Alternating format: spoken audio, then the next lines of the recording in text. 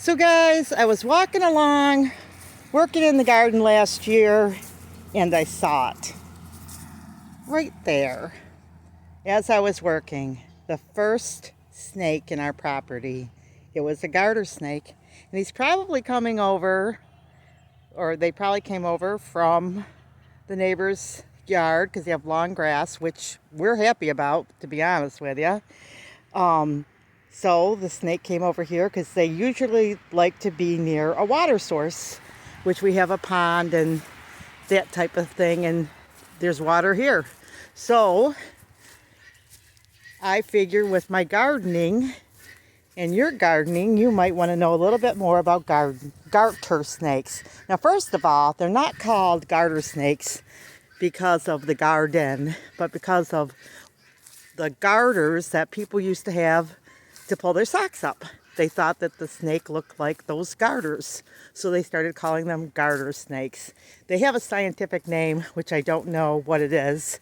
People like keeping them for pets because they're great pets and they have lots of babies and you can usually house them together.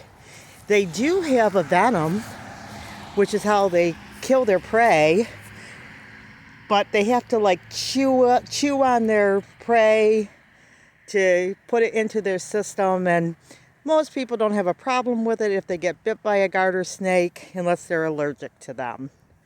But they can be beneficial. They eat mice and frogs and those types of things, and frogs can even eat them, and snakes, sometimes very rare, will eat each other, meaning a garter snake.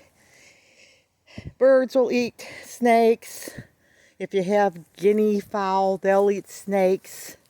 All kinds of things will eat a snake, which seems surprising. But they can be really good for your garden. And, you know, like I said, they eat mice and things like that. So I'm not worried about the garter snake. I'm not even really afraid of the snakes anymore. But if you're going to garden, you might run into a garter snake, and they actually can look all different. You know, you kind of want to check out the species of garter snakes in your area, and if you even have poisonous snakes and that type of thing in your area. But I thought you may want to know a little information about them.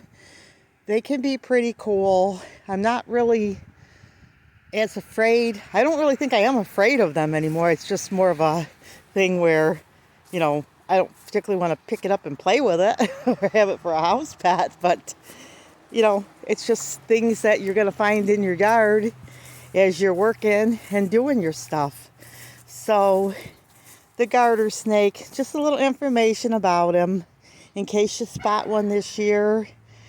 There you go. Now let me know your thoughts on garter snakes. If you like snakes, if you don't like snakes, any stories you have about snakes.